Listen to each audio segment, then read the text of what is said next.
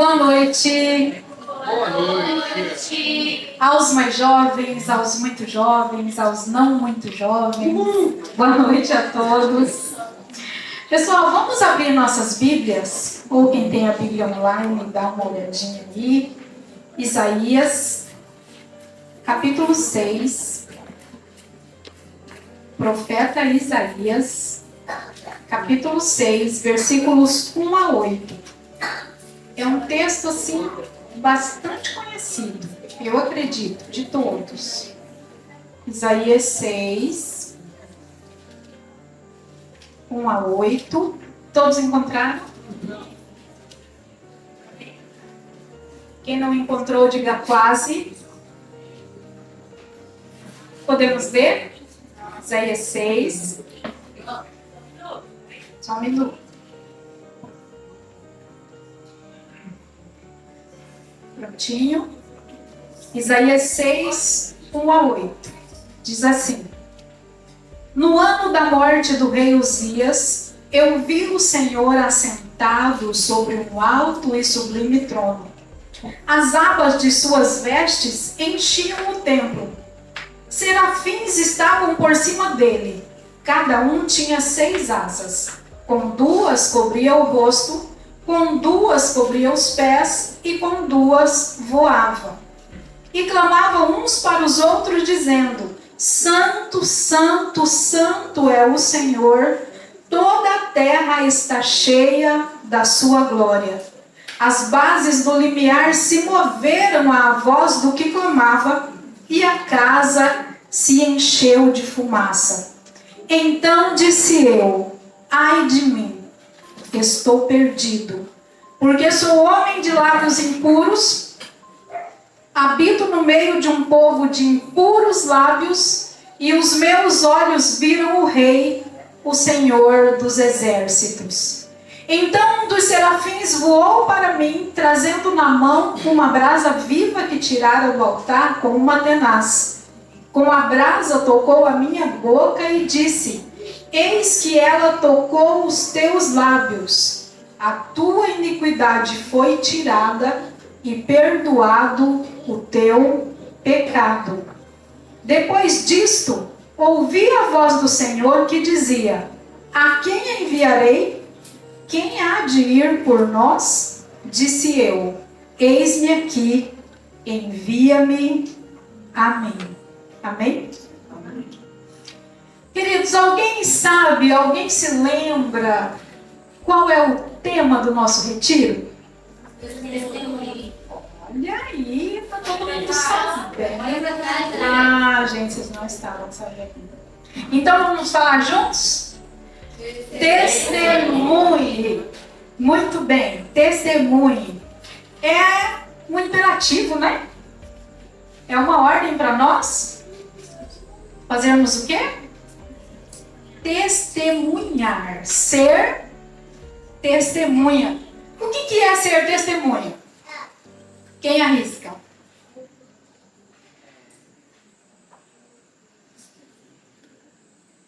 O que é ser testemunha? Você vê alguma coisa. Isso.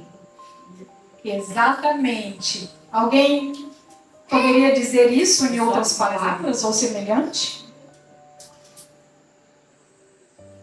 Testemunhar é contar aquilo que você viu ou ouviu. É atestar algo. É dar veracidade a um fato com o seu testemunho pessoal. Então, do que será que se trata esse tema? Testemunhe. O que será que nós vamos precisar testemunhar? Do que será que nós vamos ter que falar, contar? Nós vamos contar aquilo que nós e aquilo que nós. Você já viu algo de Deus? Você já ouviu algo de Deus? Sim. Isso que você viu e ouviu, dá para contar? Dá para contar. Então, o nosso retiro vai falar um pouco sobre isso. Cada um de nós tem vários palestrantes diferentes, até para não cansar vocês, para vocês não ouvirem um só, né? Tem vários estilos, vários pensamentos, várias visões. E eu separei aqui um texto bastante conhecido, uma parte da história de um profeta em Israel, de um profeta chamado Isaías, em que ele fala um pouco da experiência que ele viveu no templo e ele resolveu testemunhar, ele resolveu falar. Ele começa contando assim: no ano da morte do rei Uzias. Então eu separei aqui alguns itens que são necessários para testemunhar, baseados na vida de Isaías, baseados na experiência que Isaías teve. Nós vamos ver aqui algumas situações que são necessárias para nós testemunharmos. E a primeira delas é preciso que o Senhor esteja no trono. Como Isaías começa o texto, no ano da morte do rei Uzias, eu vi o Senhor onde? Assentado num alto e sublime trono. Antes havia alguém no trono. Quem era o rei? O rei Uzias. Mas então, nesse ano, o rei Uzias, o que aconteceu com ele? Morreu. Isaías entrou no templo e quem ele vê num trono? O Senhor. O Senhor. Havia seres por cima dele, seres incandescentes. E esses seres gritavam uns para os outros. O que eles gritavam? Santo, santo, santo é o Senhor. Santo, santo, santo é o Senhor. Toda a terra está cheia da sua glória. É preciso que o Senhor esteja no trono. Existe um trono no nosso coração. Existe um domínio, existe um governo na nossa vida. Este trono precisa ser de quem? De quem? De quem? De quem? Do Senhor. O trono precisa ser do Senhor. Algum dia você já viu alguém dizendo assim: ah, a vida é minha? Você já viu? Ah, eu sou dono do meu nariz. Antigamente falava assim, acho que hoje não fala mais, né? Tem até uma música que diz: o nariz é nosso latifúndio. Porque muita gente costumava dizer para o pai e para a mãe: ah, eu sou dono do meu nariz. Ah, a vida é minha, não estou nem aí, pode falar. Nós temos essa mania. Será que é verdade? Não é. De quem que é a nossa vida? De quem que é a nossa vida? A nossa vida é de Jesus, a nossa vida é de Deus. Se engana quem pensa que a vida é sua. Você é obra das mãos de Deus.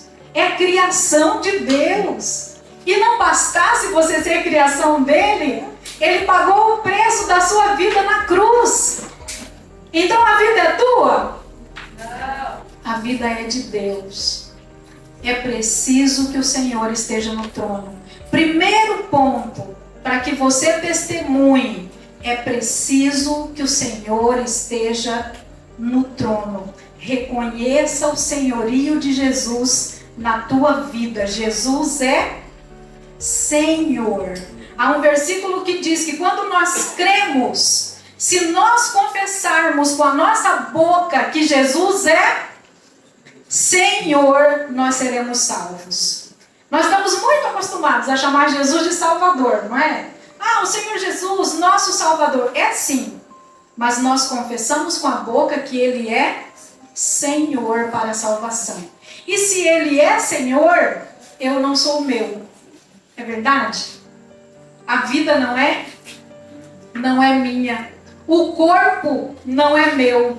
A vontade não é minha. Vocês já pararam para ver que quando nós pensamos no propósito da nossa vida, nada é sobre nós? A gente se frustra, a gente fica ansioso, sofre, chora, se decepciona, se derrota, fracassa, porque nós focamos tudo em quem? Em nós. Mas é sobre nós? Nada é sobre nós. É tudo sobre Jesus. É tudo sobre Jesus. É preciso que o Senhor esteja no trono. Se você está ocupando esse lugar, algo está errado. Se um rapaz está ocupando esse lugar, algo está errado. Se uma moça está ocupando esse lugar, algo está errado. Se o marido está ocupando esse lugar, algo está errado. Se a esposa está ocupando esse lugar, os filhos, a faculdade, os sonhos, as realizações, seja o que for, é preciso que o Senhor esteja no trono. É a primeira necessidade para você testemunhar. Que Deus seja teu Senhor. Que Ele seja realmente Senhor na tua vida. Mas não é só isso. É preciso haver um altar. Além do trono alto e sublime que Isaías enxergou, ele enxergou também um altar. Havia um altar ali. Havia brasas sobre o altar. Por que o altar é importante? O que significa o altar na nossa vida? Sabe o que simbolizava o altar e aquele incenso que subia todos os dias? Aqueles pães que eram queimados todos os dias? A comunhão com Deus. A comunhão com Deus. É preciso que haja um altar. Existe um altar entre você e Deus? Sim. Existe um altar entre você e Deus? Você fala com Deus todos os dias? As suas orações sobem nesse altar todos os dias? Existe o altar? Existe mesmo? Ou será que a gente não tem tempo? Eu tenho ouvido um pastor e ele tem falado assim, olha, se há uma coisa que a internet, o iPhone, o isso, o aquilo e todas as mídias sociais vão provar, é que a gente tinha tempo sim. E não buscava a Deus porque relaxava. É verdade? É verdade. A gente dizia antigamente, não tenho tempo. Mas tente contabilizar quantas horas você passa nas telas e veja o que isso vai dar. É preciso haver um altar. Tem que haver comunhão entre mim e Deus. Tem que ter conversa entre mim e Deus. Tem que ter um momento que eu falo com Ele e um momento que Ele fala comigo. Tem que haver um relacionamento entre mim e Deus. Existe vida com Deus sem relacionamento? Existe relacionamento sem diálogo? Existe? Você consegue se relacionar com alguém sem diálogo? É possível? Você mora na casa com tua mãe sem diálogo? Você passa uma semana com um primo, um amigo, um colega, o pai, sem diálogo? Mas você passa sem conversar com Deus? Passa. É vergonhoso, mas passa. Né, diálogo? Tem hora que dá vergonha de nós mesmos, não dá? Quando a gente se faz essas perguntas. Cara, mas Deus está ali todo dia. Deus está presente todo dia. Ele me olha enquanto eu durmo. Ele cuida de mim quando eu acordo. Ele providencia a resposta para as minhas necessidades. Ele nunca me deixa só. Ele me protege, Ele me defende. Mas onde é que está o meu altar? Quando é que eu me encontro com Deus? O que Jesus fazia? Constantemente. Quem se lembra? Orava. Ele tinha diálogo com Deus. Ele tinha relacionamento com Deus. Havia um altar entre ele e Deus. É necessário. O altar é um ponto na humanidade onde o céu toca a terra. Eu vou repetir. O altar é um ponto na humanidade onde o céu toca a terra. O seu lugar de comunhão com Deus é a hora que Deus toca a terra. É a hora que Deus fala com você. É a hora que você se comunica com o intangível, com aquilo que não dá para tocar, com aquilo que não dá para alcançar, com aquilo que de outra forma você não alcançaria. É no altar. É teu altar com Deus. É teu momento com Deus. Esse Jesus, dono do céu e da terra, Rei do universo, Filho de Deus, ele se separava de tudo e de todos para ter um tempo com o Pai. Ele orava, ele se consagrava, passou 40 dias e 40 noites jejuando para começar a pregar o Senhor Jesus. E sabe o que ele ensinou? Para nós, entra no teu, fecha a tua e o teu Pai. O que o Pai faz? Ele te vê em secreto. Aquilo que ninguém vê, ele vê. Aquilo que ninguém pode sentir com você, ele sente. Aquilo que ninguém pode saber, ele sabe. Ele sabe, é o teu Pai que te vê em secreto. E ele te recompensa. Ele te recompensa segundo aquilo que você está entregando. Mas não é só isso, o altar estava apagado? Estava. Além de o Senhor precisar estar no trono, além de precisar haver um altar, precisa haver fogo no altar.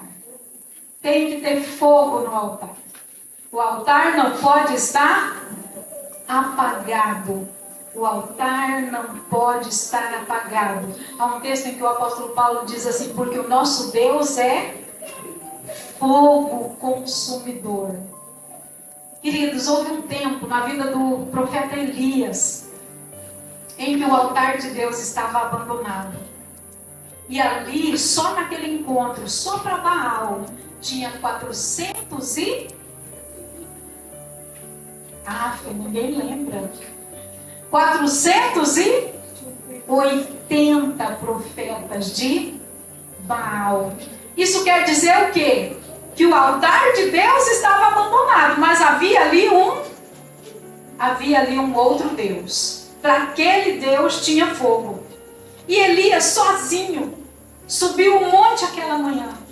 E 480 profetas subiram para honrar a Baal. E Elias somente subiu para honrar o Senhor. Sabe o que Elias fez? Primeiro, restaurou o altar. Restaure o teu altar. Tia, eu não consigo orar. Eu vou orar, me dá uma preguiça. Eu não consigo falar com Deus. Olha, eu vou te dizer uma coisa. Supere a dificuldade. Supere a preguiça. Supere a falta de vontade. Supere o desinteresse. Sabe por quê? Tua vida depende disso. A tua eternidade depende disso. Para onde você vai depois daqui, depende disso. Supere.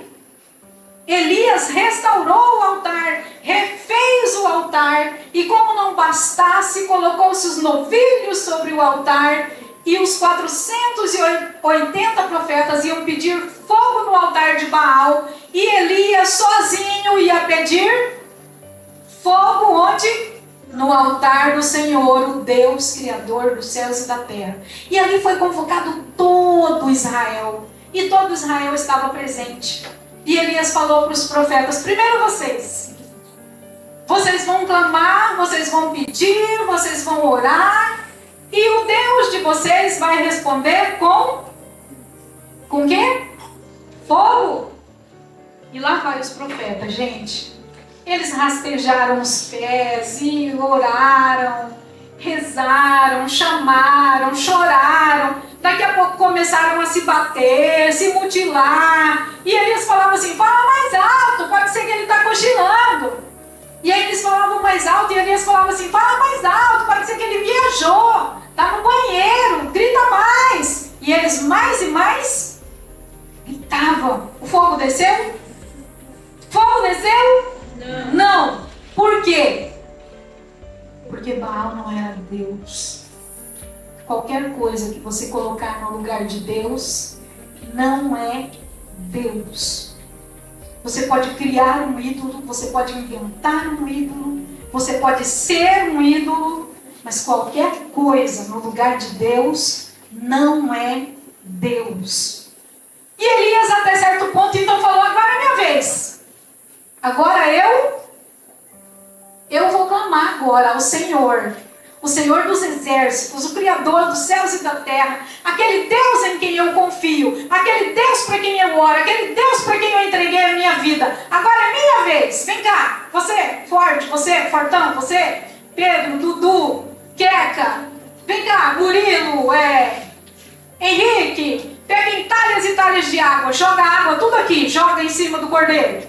Jogaram águas, os meninos fortes carregaram. Jogaram água, façam uma vala ao redor. Fizeram uma vala ao redor, encheram de água. E Elias disse: Senhor, Deus dos céus e da terra, responde agora para que se saiba que o Senhor é Deus. Responde com o quê?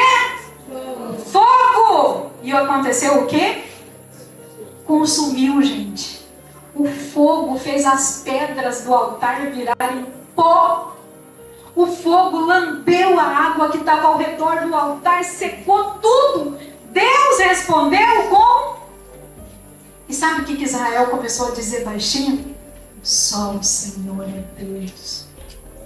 Vamos fazer isso? Só o Senhor é Deus. Só o Senhor é Deus. Só o Senhor é Deus. Mais alto. Só o Senhor é Deus. Só o Senhor é Deus. Mais alto. Só o Senhor é Deus. Só o Senhor é Deus. Só o Senhor é Deus. Solta a voz. Só o Senhor é Deus. Só o Senhor é Deus. Não há outro Deus. Não há. Nada que importe. Nada bom de se fazer, nenhum lugar bom para ir, nenhuma festinha, nenhuma cervejinha, nenhuma ficada, nada disso ocupa o lugar de Deus. Nada disso pode ser Deus na tua vida. Nada disso te dá o que Deus daria. Nada disso satisfaz. Você ficou com aquela menina que você sonhou com ela há meses. É uma ficada e depois acabou. E aí? Preencheu? Resolveu? Você está mais feliz por isso? Você melhorou como pessoa? Não. Você pegou um monte de outras bactérias além das que você já tinha. Infelizmente. Desculpa, não é romântico, né? Mas não, nada disso pode ocupar o lugar de Deus. Elias restaurou o altar. E Elias trouxe o que para o altar? Fogo. Não tem somente que haver o Senhor no trono, não tem somente que haver um altar, nossa comunhão com Deus tem que ter fogo no altar. Sabe o que quer dizer isso? Primeiro amor, contato ardente, vontade de estar com Deus. Eu estava vendo um álbum do Fernandinho esses dias, aquele monte de jovens, gente, que coisa linda. É lindo olhar vocês daqui, é lindo, cada um mais lindo do que o outro. Sabe aqueles jovens lindos, saudáveis, fortes como vocês, adorando, mas assim, Tiago, sabe, com a alma, aquela gurizada. Eu falei, ei amor, que saudade. Como muitos diziam por aí, meu tempo. Quando a gente reunia os jovens e a gente cantava com a alma para Deus, e a gente se jogava para Deus. Era um momento especial. Era um momento de falar, eu só quero Deus, eu só quero isso, que eu quero mais de Deus, eu quero mais do Senhor, eu quero mais dessa companhia. É isso, tem que ter fogo no altar. Tem que ter fogo, o altar precisa estar aceso. O altar precisa estar aceso. Queridos, eu quero só passar uma mensagem, como que eu posso dizer? Instrução básica aqui. Tinha 6 serafins, não é? Voavam. Serafins estavam ali com 6 asas, né? E voavam ao redor do Senhor. Por muito tempo eu pensei que serafins era uma classe de anjos. A gente pensa, né, pastor? A gente pensa e se equivoca. Não há nenhuma outra referência na Bíblia sobre serafins. Sabe o que são serafins? Sabe o que é literalmente? Ser incandescente. Quando Isaías olhava, sabe o que ele via? Tochas. tochas com formas de anjos. Seres incandescentes. Tem que ter o que no altar? Fogo. Quando há fogo no altar, existe muita chance de acontecer algo que também é necessário: ser tocado pela brasa. Ser tocado pela brasa. Quando tudo isso aconteceu, Isaías teve um momento de visão de si mesmo. O que ele disse? Ai de mim. Se tivesse um pilar desse daqui, ainda mais se fosse gordinho como aquele lá do meio, Isaías se esconderia atrás e diria: ai de mim, eu estou perdido. Eu estou perdido. Deu ruim, em outras palavras, né? Me lasquei. Por quê? Eu sou um homem impuro. Os meus lábios são... E onde que eu moro? No meio de um povo de lábios. E o que aconteceu com meus olhos? Meus olhos viram o Senhor. Houve um silêncio de morte em Isaías naquele momento. Ele falou: já era para mim. Já era para mim. Como diria meu filho Max, fui de arrasta. Só não sabe se é para cima ou... Nesse caso, como ele tinha lábios impuros e habitava, é mais provável que a arrasta era para baixo. Fui de arrasta porque meus olhos viram o Senhor. Eu estou perdido. Eu estou perdido. Os serafins ouviram. Vocês perceberam? Os serafins ouviram. Pegou uma tenaz, é aquele negócio que mexe o fogo, tá, gente? Mexe o braseiro. Pegou uma brasa, veio voando na direção de Isaías e colocou a brasa nos lábios de Isaías. E o que o anjo disse para ele? O serafim, no caso, ser incandescente. O que ele falou para Isaías? Ela tocou os teus lábios. O teu pecado foi perdoado. A tua iniquidade foi tirada. Pecado perdoado. Iniquidade tirada. É preciso ser tocado pela brasa todos os dias. Queridos, vocês são tão jovens, mas já tem outros mais madurinhos como eu ali por trás, lá naquele canto. Tem outros ali. Sabe o que nós sabemos? Que tem gente que frequenta a igreja a vida inteira e não muda. Tem gente que frequenta a igreja a vida inteira e não é transformado, e não é tocado, e não evolui, vamos usar essa palavra, e não evolui espiritualmente. Aí dá uma melhoradinha, anda 2 passos para frente e 5 para trás, adianta? Não. Quando nós reconhecemos o senhorio de Deus, quando nós firmamos um altar, levantamos as pedras do altar entre nós e Ele, quando há fogo no altar, nós somos tocados pela brasa. A brasa que perdoa o pecado, mas que tira a iniquidade. Tira a iniquidade. Esse pecado alimentado, esse pecado cultivado, esse pecado permitido na nossa vida, a brasa tira. Ô irmãzinha, você é perfeita? Claro que não. Tem que ter brasa quando na minha vida? Todo dia. Tem que ter brasa todo dia. Transformando, sarando, tirando, limpando, trazendo perdão, trazendo purificação. Isaías percebeu: eu sou. Eu tenho lábios impuros. E uma outra questão: habito onde? No meio. Ele se separou? Não. Ele ficou habitando no meio. Ele era e estava no meio. Onde você tem habitado? Com quem você tem andado? Será que quem você anda te torna uma pessoa melhor? Ou você está igual Isaías, habito no meio de um povo impuro. Impuro.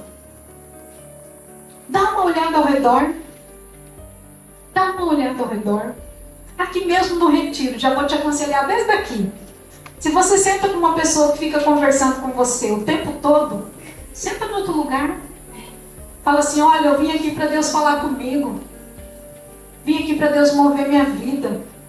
Se você senta do lado de uma pessoa que fica o tempo todo, muda de lugar. Fala, não, comigo não. Comigo não. Eu sou acessível.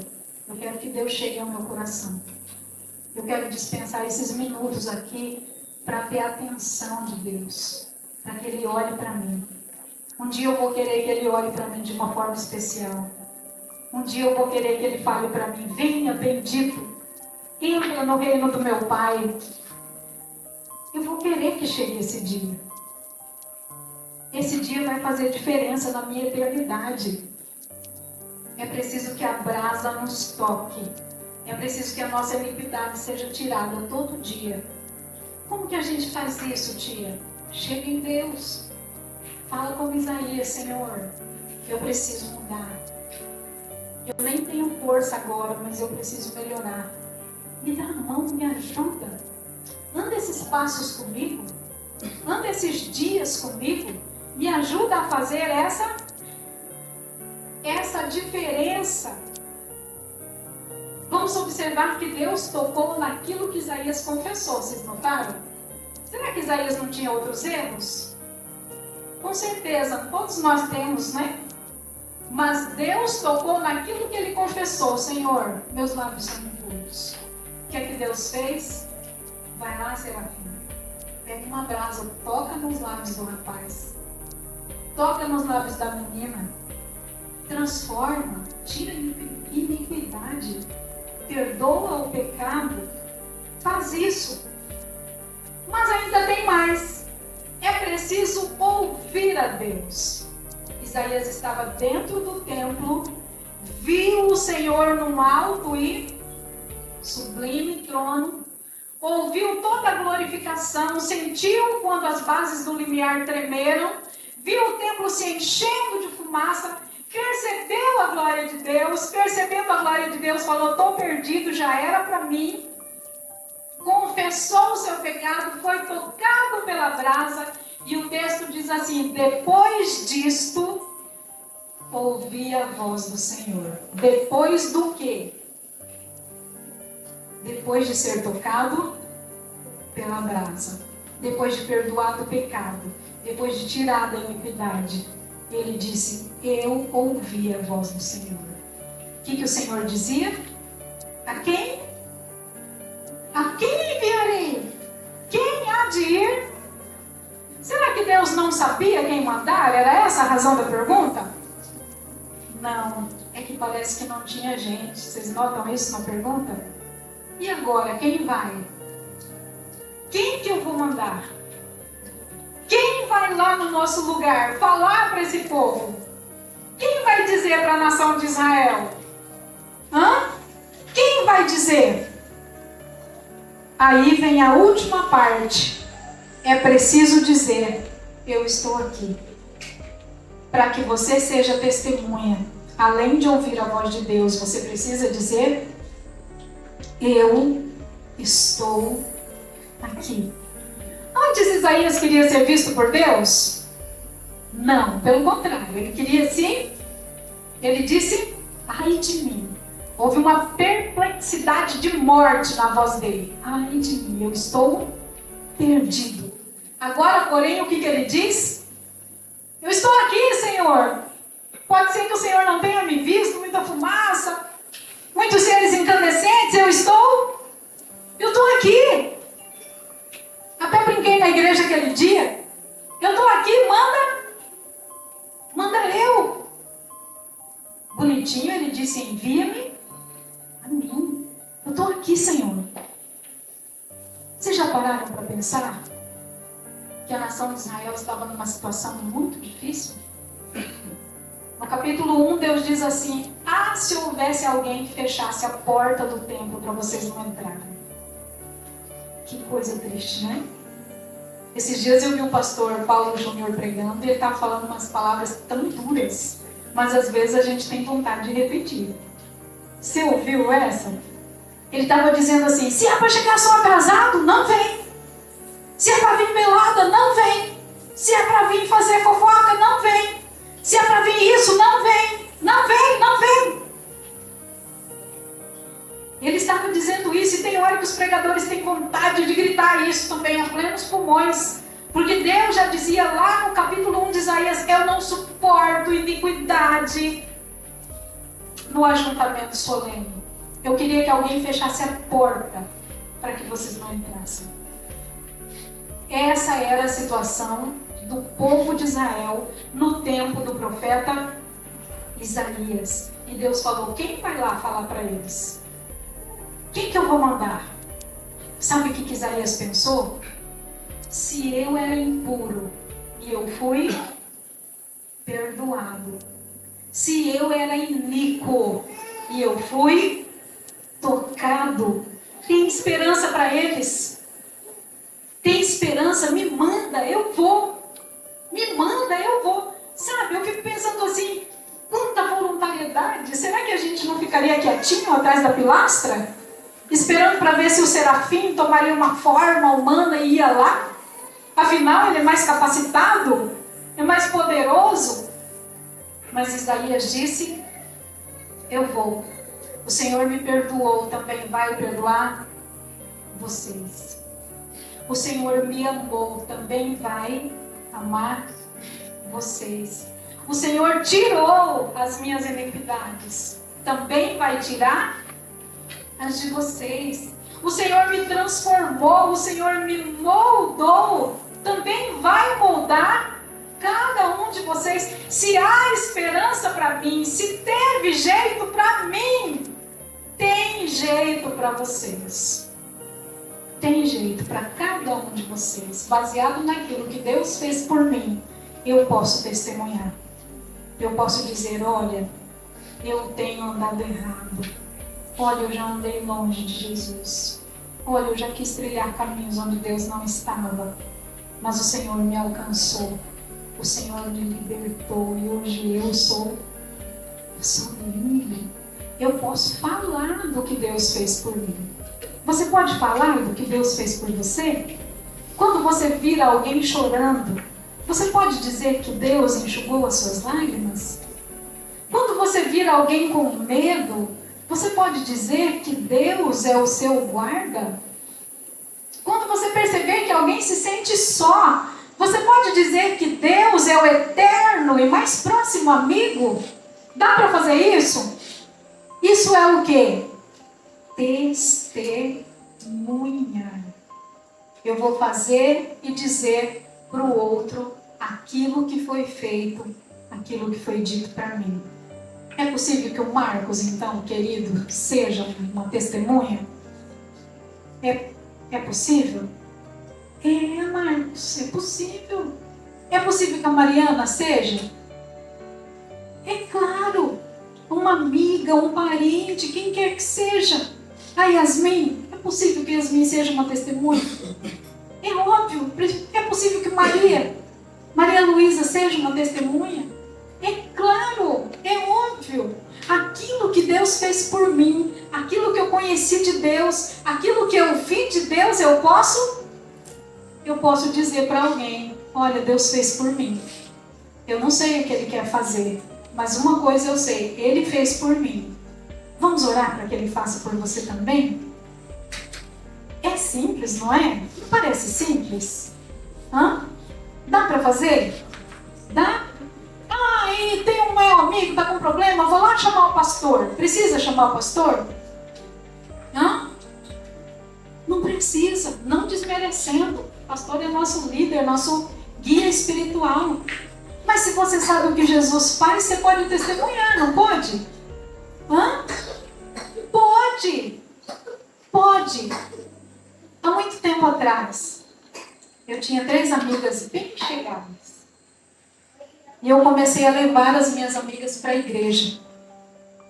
Primeiro foi na EBF, daí na escola dominical. E uma das minhas amigas começou a ter problemas. E ela tinha problemas espirituais. Sérios. Daqueles assim de ficar fora de si. E todos os domingos eu passava na casa delas e chamava elas para ir para a igreja. Eu nem sabia direito o que dizer. Eu não sabia como orar, eu não sabia o que fazer. Mas eu sabia que se eu a levasse até a igreja, lá, nosso pastor, nossos presbíteros iam orar com ela. E sabe o que aconteceu? Ela foi liberta. Ela foi liberta. Várias vezes ela recebeu oração na igreja. Várias vezes. E nós crescemos naquela igreja. E nós evangelizamos muito ali, graças a Deus, pastor. Não para nossa honra, nem para nossa glória. Mas a gente fazia teatro, eu saía na rua, convidava. A gente lavava a igreja, a gente fazia o teatro, fazia o louvor. Nós mesmos pregávamos, nós mesmos fazíamos tudo. E que bênção foi tê-las como amigas, crescer com elas.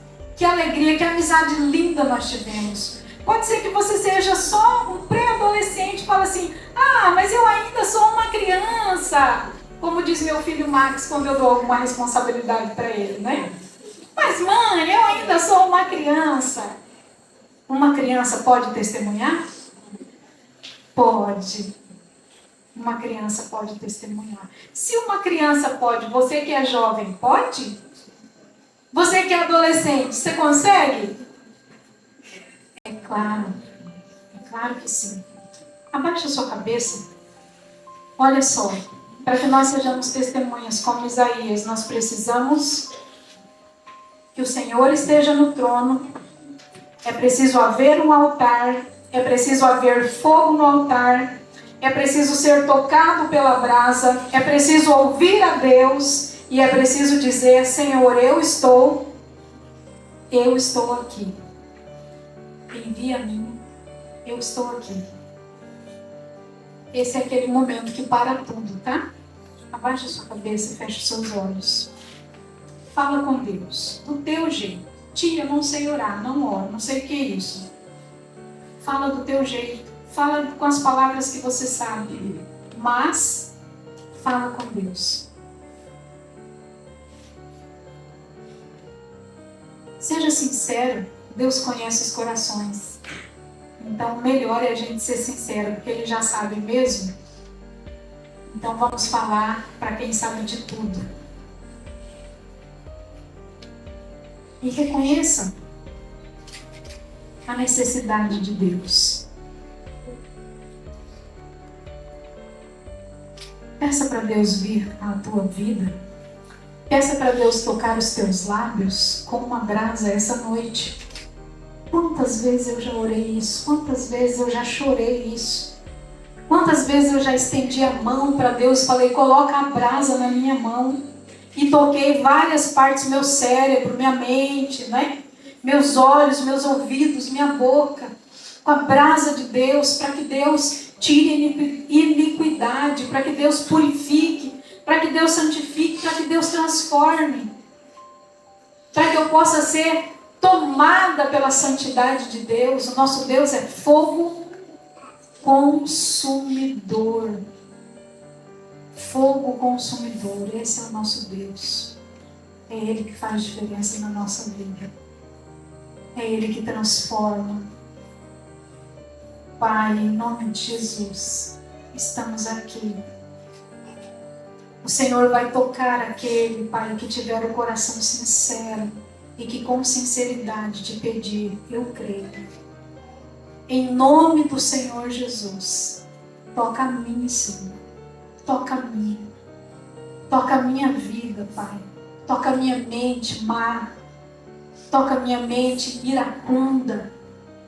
Toca, Senhor, os meus lábios que falam apressadamente do que não gostam. Ó Deus, em nome de Jesus, toca o nosso orgulho, Pai. Quando nós nos ferimos facilmente, quando eu me firo facilmente, toca, Senhor, em nome de Jesus. Toca, Pai, a minha mania de querer te ensinar a fazer as coisas. de querer que o Senhor responda conforme a minha vontade. Transforma a minha vida, Senhor. Toca, Senhor, a minha vontade de fazer só o que eu gosto, só do jeito que eu gosto, só na hora que eu quero. Oh, Pai, eu quero ser transformada pelo Senhor. Manda o teu serafim, Senhor, em nome de Jesus. Em nome de Jesus. Ai de mim na tua presença. Quem sou eu, meu Deus? Que o Senhor toque cada criança, Pai, desde o bebezinho, desde a Elo. Que o Senhor toque as crianças, pré-adolescentes, adolescentes, jovens, adultos, sêniors, todos, Pai, com o teu poder, com a tua graça, com o teu amor, com a misericórdia salvadora, com o que o Senhor tocou, com a qual o Senhor tocou o profeta Isaías. Em nome do Senhor Jesus. Amém. Amém.